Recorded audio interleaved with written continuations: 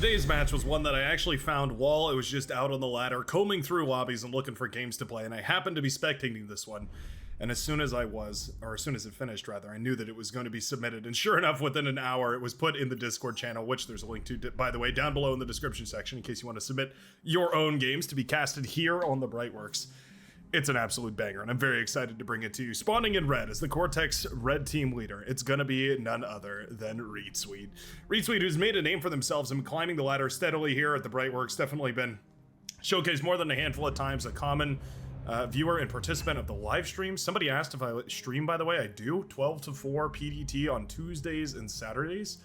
12 to 4, yeah, that's when I stream. It's not the widest window, but if you can manage to make it, I would definitely be glad to have you. We do play with some funky settings though, so be prepared for some fun. Competitive, I suppose you could say, but not in the ranked sense. Anywho, on the other side of the map, spawning exactly opposite to the red team leader, it's our blue team leader who goes by a very relatable nickname. It's Idiot, clocking in at 35 true skill and hailing India. I want to say India. Oh god, I hope I got that right. Anyways, moving along. Every time I try and guess the flags, my good old American world geography shines through. But anyways, Idiot here, gonna be clocking in with silver chevrons, full and through here. We've got the bronze tails, but basically, what I mean to say is that this is a very experienced player on the blue team, gonna be going up against Reedsweet. Now we also have the Admiral on the other side. The Admiral, a very experienced player as well. Clocking in at 32 open skill is very high. That's definitely up there. You're starting to get around those borders where you play the game more than the average Joe, but definitely not quite the professional level. But sometimes it's hard to tell with the open skill and the chevrons combined. It should give you some sense of exactly how good these players are going to be. And the reason I point that out, of course, is because these guys are on the front lines. Well, actually, I'm not sure what the Admiral's position is here. This map that we're playing on, by the way, I believe it's called Rock Jungle 2.0 right here. A lush jungle with a large river, contains dense vegetation and many shallows, east versus west.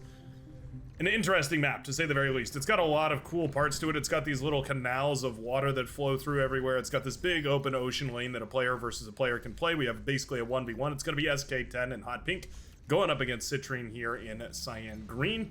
Gonna be a good old-fashioned naval brawl right there in the middle. It's Cortex versus Cortex as well, so it's the mirrored matchup that we've all come to know and love on the high seas. Maybe one day our model will be competitive, but at the time being, on a single lane, 1 versus 1, Cortex is just 100% the way to go. Their higher alpha damage just makes their boats significantly better, and in a matchup that's as extremely snowbally as Navy, yeah, you definitely need to win that first fight or two. Submarine is the first unit of choice right here. Is a bit strange from Citrine. Not the worst idea ever. It does definitely allow you to get some interesting damage done on the other side of the map, because really, you're not going to be able to counter that until you have a destroyer up and running. Technically, you can counter it with another submarine or a well-placed torpedo launcher, but right now it's being used for base defense. I suppose I don't mind it. Gunships are kind of hard for submarines to kill when they're moving, but if we're just going to idle them, oh no. If the gunships stay idle, or drive in a straight line, that submarine's going to be able to make very short work of them. Submarine's huge damage. And that's going to be the end of the aggression right there across the map. Now, both of those boats were destroyed, not going to be resurrectable, I mean, so good for the... That's the silver lining here for the hot pink player, but still certainly leaves you wanting for a little bit more damage, considering that each of those boats cost 100 metal apiece. I believe that's half or a third of a medium tank, just to kind of put the perspective of the price into mind here. Pawns blasting away on the southern side, the northern part of the southern side of this map. That feels wrong to say. The lowlands here of the southern. It's kind of mirrored. Yeah, I guess you could say this map is, yeah, it is mirrored. It's horizontally mirrored. It's up and down mirrored.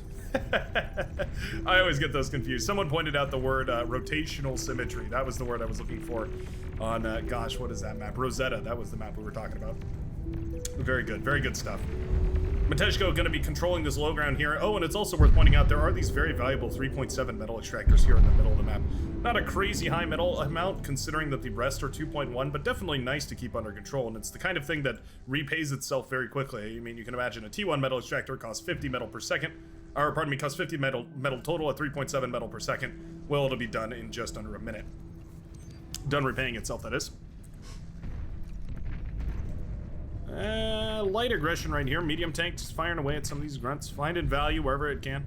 X-Blue, the Maroon Commander, kind of a confusing name, and Compound 116 going to be holding the southern side. That's the Tan and the Maroon Commanders. Oh, working together. LLT Laser, diffused by the water, the refraction pattern, unable to penetrate, or the diffraction, pardon me, unable to blast away at that rascal sitting under the water, and just like that, completely covered. Interesting. Submergible RC cars. The newest, latest, and greatest. Big old push on this northern side. So I believe the way this map is skewed is essentially each side has one extra player, right? So you can see you have 4 commanders here, and then you have 4 commanders here, versus 3 commanders and 3 commanders. 3 commanders for blue on the top and 3 commanders for red on the bottom. What that means is essentially you're planning to lose one side and planning to win the other. Now, whether that happens or not, that can be highly dependent on who's actually playing on what angle and who's actually pressuring what angle, how those fights are going, and what matchups they're taking. Vehicles versus bots, for instance, can change that dramatically. Keeping this high ground and maintaining it with bots makes it very difficult for vehicles to push up into this. It's going to mean that essentially no flex from the who had vehicles down here. From the powder blue commander is really going to help up on this northern side. Essentially, these vehicles are landlocked into this midsection. Bots, however, are going to be a little bit vulnerable on the southern side, of course, because the vehicles are going to be able to catch up to them. Already, though, a nice thug ball has been built up right here by the red commander. Diverting forces to the south says, hey, if you're just going to pork up your defenses here, I'll pork up my defenses there, and we'll just go ahead and fight it out on the lowlands. There's a little bit more room to operate and a little less awkward. Neither commander wanting really to take the fight on these hills, and I think that's understandable. It's going to be really difficult to push up into those, especially considering there's already lightning pop-up turrets set up all over the place here from the blue commander. Set up a construction turret, set up a bunch of dragon's claws, and said, I'm out of here. Just setting up a bunch of static defense on the front and going for raw eco in the backline here. So that's interesting. We did also see the blueprints added recently. Man, that's been neat, huh? My game's been glitching and I can't see them all the time. I'm not sure exactly why. Couldn't use them in the last game I played. I'm not sure what happened, but anyways. The blueprints have been added and allows you to save different buildings and different orderings and different stuff like that. Essentially, you can say, for instance, you wanted to save this pattern of wind turbines and energy converters. You could select it all, and when I was playing with it, there was a save blueprint button down on the bottom, and you could kind of right around here. There's a save blueprint button. You could actually save them and have them pop up later. Boom, Carunal, purple commander, letting the D-guns fly. No reason for blue to jump on that. Okay, well. Purple commander was desperately low on HP, but did manage to actually trade out for the maroon commander, who didn't actually need to sacrifice the commander right there. Kind of made a split-second decision, it feels like, and decided to jump on that when realistically, with how low that commander was in purple from taking the hits from the LLTs, the lightning turrets, we're not going to reclaim. That is a lot of rocket bots, but trying to reclaim some of that wouldn't be the worst thing ever. Alright, well, Compound 116 at the very least managing to deny those wreckages here to the blue team, but that is a monumental loss. All the static defense go down in a single blast, and just like that, the army is looking menacing on the southern side here. We've got 3 different army groups pushed in here. We've got Carunal, we've got, they're all similar colors, kind of. We got Mr. Man, and we've got Abyss Watcher all pushing forward. Rocketeers, maces, a couple of brutes, and some incisors in the back as well. I do spy a Wolverine or 2 there. Getting ready to push forward. There is essentially nothing to stop all this. Yeah, no units, basically no production. The southern side crumbling extremely quickly.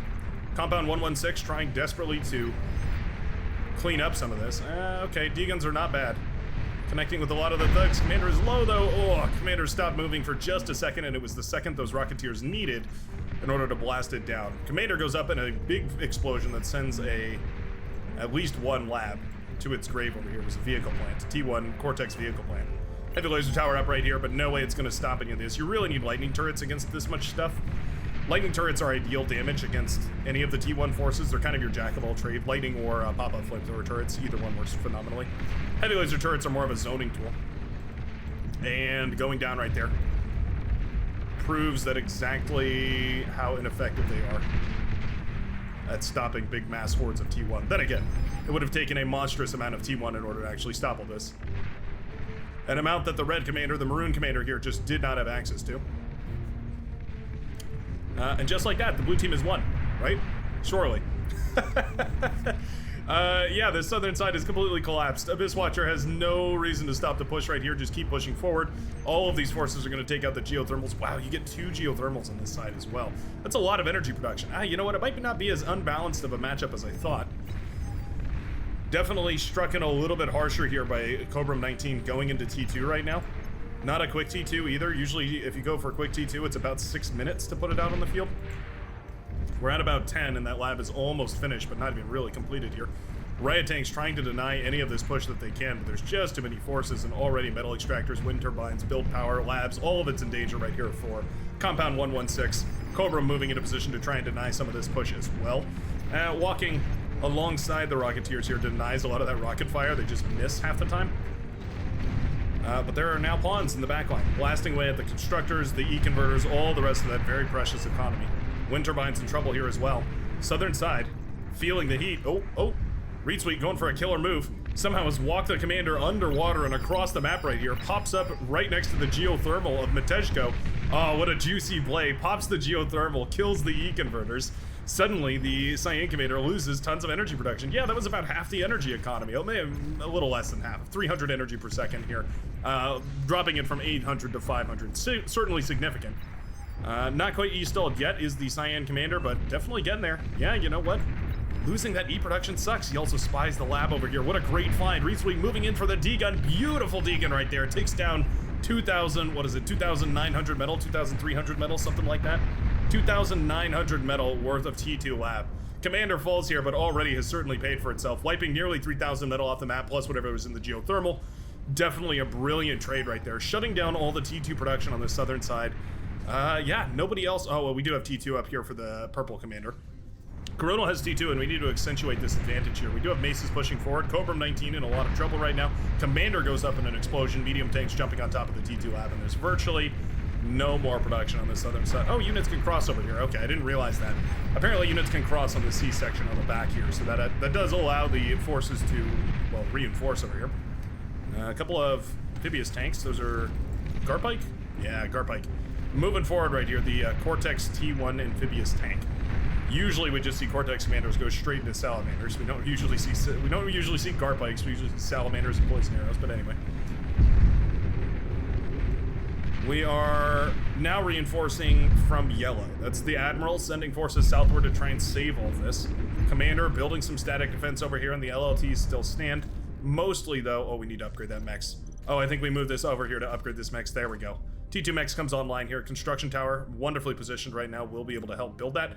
That's going to be a juicy metal extractor right there. Hounds on the southern side deserve to be handed off here at this point. You may as well just hand them off to the commanders on the southern side if they're still in the game. Looks like one of them has tapped out at this point. But man, those Hounds are making very short work of those maces. 130 metal a mace, not the most expensive unit in the game, but certainly expensive for a T1 economy. Once you get into T2, that's really not much. But losing them for essentially free does start to hurt. Hounds trading against T1 is a fight that I think any commander is going to be happy to take. You can see just how devastatingly effective they are. They don't even have radar coverage over here to fire at their full range. They're just moving into line of sight range. Hounds are relatively nearsighted. And they're cleaning up this T1 fabulously. I love the split right here as well. We have heavy plasma and Gauss enabled on basically half and half. It's a good mixture. It basically lends your composition a little bit more flexibility, I want to say. You can engage against armies that otherwise the Hounds would really struggle against. Fast-paced armies, pawns, grunts, fiends, all that sort of stuff. While also maintaining a lot of that firepower. Now, parking them right in range of all this, definitely not ideal. Hounds are a kiting force, meant to be moved backwards, but it's one of the reasons why they should be handed over here. The APM demand on Hounds is very high. You need to micro them essentially constantly. Resbots wouldn't be bad either. Trying to eat up all this wreckage right here, I think I'd prefer it. Abyss Watcher has his commander here. He's reclaiming with the commander. I think we'd be better off, though, honestly, setting up a bot lab and just going in and rebuilding all these metal extractors and going ahead and getting some resbots out. Maybe even trying to resurrect this T2 lab. That'd be kind of cool. Tank force diverting around and to the side. I guess that's what around means. Over to avoid these static defenses over here of the yellow and red commanders, the yellow and orange commanders, everybody on the northern side. Metal extractor, by the way, pumping out 15 metal per second. Not the highest amount we've ever seen out of a metal extractor, but certainly quite impressive. Bouncing bombs floating away right here, but the torpedo launcher will be shot down. The coastal torpedo launchers are simultaneously the best and worst static defense in the game. maybe overshot slightly by torpedo launchers. Yeah, maybe that's not fair to say that torpedo launchers aren't the best, but certainly very powerful, especially if you can get them engaged against land units. I guess that's why they're powerful, is oftentimes they end up engaging on maps like this. Oh, the Admiral losing the commander. So many opportunities for a D-gun right there. The yellow commander just wasn't quite paying attention to it. Too much to micro on the southern side, too much to micro on the northern side, too much happening all over the place, and you can tell that the APMs are definitely stressed from these commanders. But the blue team is sticking with it. You know what? Yeah, they're holding strong. Oh, and I think this is exactly why. The naval fight has been thoroughly won over here. Beautifully done by SK-10, managing to get the destroyers into the backline. We've dismantled the force over here for the green commander, and just like that, oh, we scuttle everything. Nicely done from Citrine. Denying any opportunity of reclaiming all those labs and stuff. It's very bittersweet to have to do that, but it does technically forestall your enemy ever so slightly. Ah, you know what? I don't mind it. Welder's now on the front line right here for the yellow commander. Oh, and the green commander taps out of the game, leaving the game after losing the naval fight. Understandably so. 2 constructors left. Not much hope of rebuilding at this point. What is the pivot here for SK-10? Are we going to keep in the naval game, or are we just... Oh, commander died over here. Interesting. Love this little line that they added, by the way. Helps you really distinguish where those commanders have died at. I think that's definitely worthwhile. Resbot's trying to resurrect some of this. Others reclaiming as much of it as they can. A little bit of a mixed effort right there from the yellow commander, but not the end of the world. There we go. Yeah, those ones are just on an antiquated resurrect command. I think we want to be reclaiming as much of this as possible. Curious what the next movement is going to be here from the yellow commander. We are going to get quite a lot of metal back from this. This is a handsome bit of metal. 6,000 metal. Gee, enormous. Transport just hanging out on the front lines. Thinks it's a welder. Blasting away at a bunch of this T1. Man, those welders look good.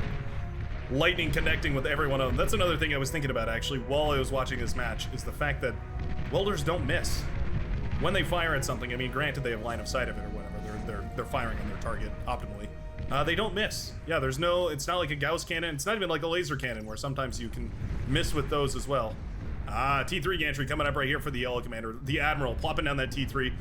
Figures, well, if I've got 8,000 metal worth of reclaim, I may as well go ahead and put it into good use. Gonna go directly into that very expensive but very productive T3 facility. KD-149 in a little bit of trouble here. Frigates and destroyers have found that commander, and they're gonna start blasting away at it. You have to be careful. De-gunning down boats is super efficient. Really not a fun way to lose your navy.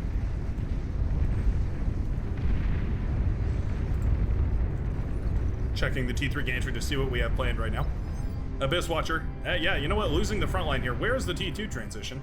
Well, I know the blue player, the cyan player, Matechko's production was D-gun, but all the rest of these should have had T2 production up a long time ago. Salamander's not engaging in this fight. There's, you know what this is? Effectively, what we're watching right here is 3 simultaneous 1v1s instead of 1 3v1. It feels like if the blue team all pushed simultaneously, if all of these forces were concentrated on top of all these T2, we would easily sweep through all this, and then more forces would have to be sent southward. It is going to be Marauder. Lovely analysis. Love the play right there from the Admiral. Planning to use this open sea lane to attack right here, yeah. Reedsweep pointing out the gaping weakness in the backline economies. Ooh, big old bomber wave coming across. Those bombers are clumped up. Oh, those bombers are clumped up way too tightly. Oh no, the efficiency. The efficiency on T1 anti-air. Oh no. Not gonna manage to kill any of them, but doing so much damage to these bombers. Still to get into the backline though. Ooh, there goes the T2 lab. That definitely hurts. Fighters pulled to try and shoot a lot of this. Oh no, those are purple fighters. Those are on protection duty. Oh, down go all the bombers, clumped up way too tightly. A little bit of a pause right there, pardon me. Bombers fall to the anti-air bots right here, the Archangels. That's not supposed to happen. Oh boy. Gotta spread those bombers out. If those bombers were spread out and you had attack commanded them all over the entire wind turbine fields over here, I think you probably would have essentially shut the orange commander out of this game. Turning off all their energy would basically cripple any of these lightning units on the front lines here. It would mean that production would have to pivot very hard into energy infrastructure. Little bit of a misplay right there. One more red commander taps out of the game over here. Trying to rebuild on the southern side. We have Resbots picking things up. All that metal went back to the yellow commander though. Beautifully done by the Admiral. Contesting control that with T2 and then making sure that we assert a claim over the T2 reclaim field as well. Well, the T1 and T2 all got reclaimed by those Resbots. That's a really nice move. So it's the reason why reclaim is in this game. It can completely turn a battle around. All the T1 that was fed into the meat grinder right there essentially paid for the Admiral's T3 transition in that advanced geothermal, offering a very cheap solution to the energy crisis that T3 transitions often put you in. Destroyers, basically a whole T1 Navy, cleaning up the coastline right here, doing a wonderful job of it. Heavy laser towers, LLTs, none of it's going to stand a chance. The flexibility of boats on this map is not to be understated. Usually boats can't manage to do this much damage to land, not until you get to those T2 boats and the capital ships and the rocket boats, all that sort of stuff. But on maps like this, where they actually can fire away and barrage the land, yeah, it makes a lot of sense to go for these. Now this is a very hefty metal investment, by the way. Nearly 8,000 metal worth of boats. Probably 8,000 if you include every boat.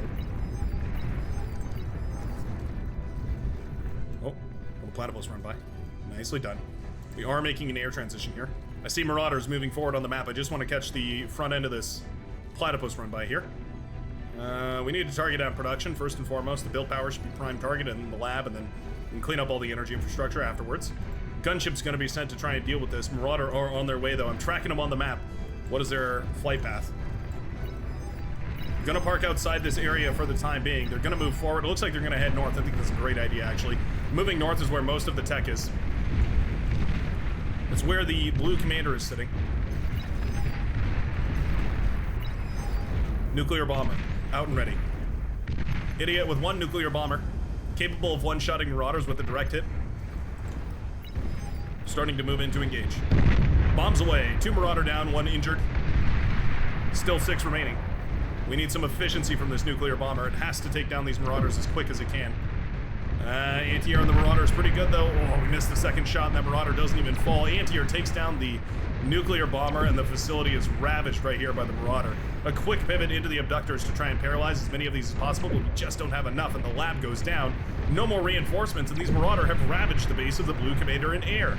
That means suddenly air forces are more and more capable, going to be able to sneak by and bomb as much as they want with no air force to defend the blue team here. Oh, this could be a critical moment. Those Marauder taking out this base is huge.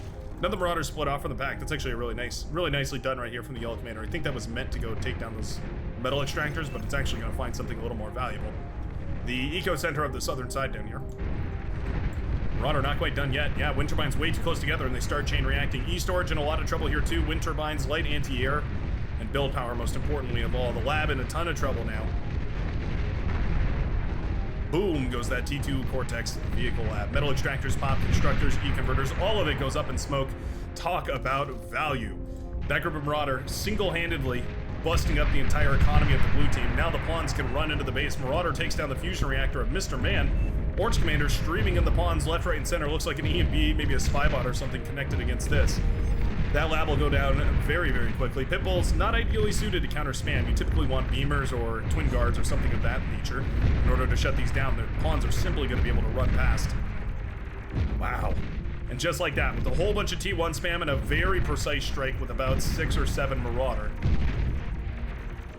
the red team manages to break the northern side. Suddenly the economies are back in line. About 400 metal for the blue team, dependent on reclaim. About 400 for the red, again, dependent on reclaim. Maybe closer to 350 for both of the teams. Prude in a little bit of trouble here. Fiend also getting in on some of that action. Wow. What a turnaround. The Admiral completely overhauling this game with just the right amount of force at just the right spot. Abyss Watcher in a lot of trouble here too. Marauder moving forward to try and take down the commander. Commander cloaks and gets out of there. No radar available over here, so those Marauder aren't going to be able to shut this down. Salamanders, where are you going? Salamanders pushing forward and applying pressure over here would demand that the Marauder are pulled back to deal with it as a defensive option. But now Abyss Watcher is pulling the Salamanders to the back to defend. Oh no. We need reinforcements immediately. Sharpshooters are coming out of the lab right here for the purple commander, who's actually tapped out of the game at this point. Oh no, this is just an idle production facility. If somebody took control of this and started production, there's still a lot of production available right here. Tons of wind, tons of fusion, tons of E-converters. All of it's available and none of it's being claimed right now. Oh, the blue team is crushed. Their morale has crumbled and they no longer feel like fighting this game.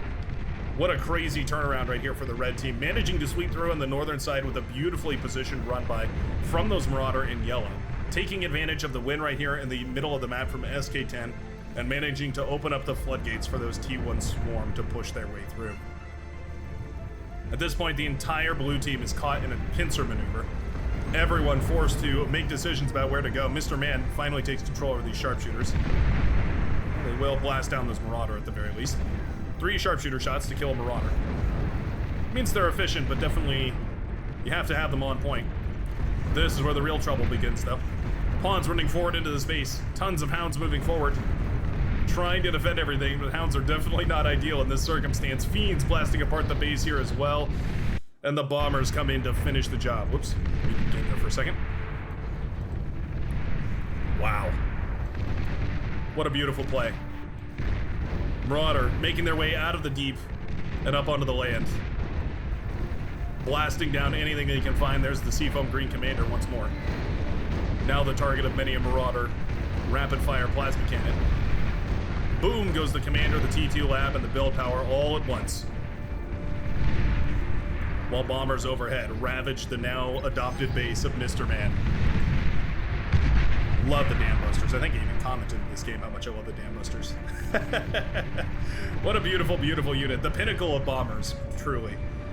They're precise, relatively cheap, 200 metal, not bad at all. There I am in chat, man. 1 second. I remember saying something, I can't remember it exactly though. Every time I see Dam Busters, I get jealous. Yeah, that's right. I would gladly trade T2 EMP bombers for a Dam Buster of some sort on my Armada payroll. Marauder now moving forward. Mr. Man's Commander, the last one left standing. And it's a race to try and figure out where that last Commander is. But I'm pretty sure we all know exactly where this match is headed. Welders trying to protect their Commander as it's cloaked right here. Running slowly out of energy. E-converter goes boom. Pawns running forward. The blue team on their very, very last legs. Well, kind of. There we go. In the end, it'll be the overwhelming aggression from the red team that manages to turn this game around. With some clever run-bys and beautiful tactics, it'll be the red that manages to snatch victory in this game of Beyond All Reason. Thanks a ton for watching. I sure hope you enjoyed this beautiful back and forth, and I will see you in the very next game of Beyond All Reason. Peace out, everybody.